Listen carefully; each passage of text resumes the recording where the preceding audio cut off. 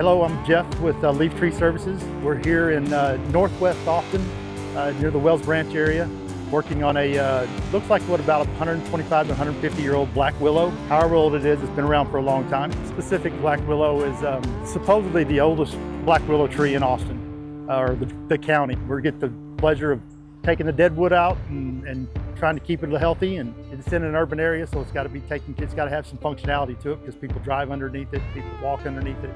We got to make sure it stays safe, so that's what we're here to do today. You generally don't get to work on Black Willows, especially ones of this size. When you see a Black Willow, they're probably going to be anywhere from 1 foot to 15 foot tall. The thing about this tree that makes it unique is it's completely broken, fallen apart, and resprouted all over throughout. You can see some of the main trunks are probably 35 to 45 inches thick. It broke down at the very bottom of the hill. It's got some dead wood in it, which we're going to try to eliminate today. The Black Willows are very good at adapting to wet conditions. They break up all the time, they fall, they grow preferably riverbanks, they like wet feet.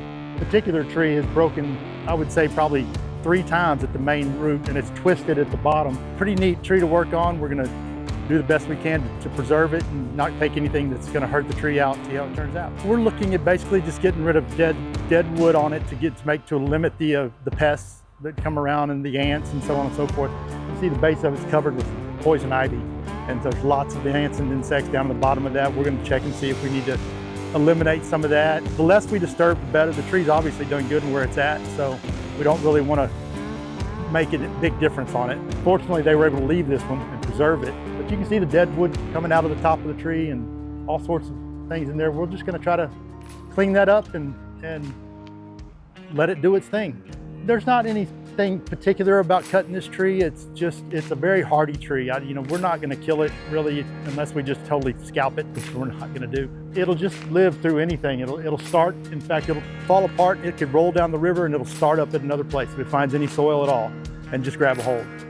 It's just what it does, obviously. This tree started off as one tree in the very base and it's broken in half and spread out. We just don't want to cut any live wood. We don't want to cut into wood that's part of the tree that's thriving.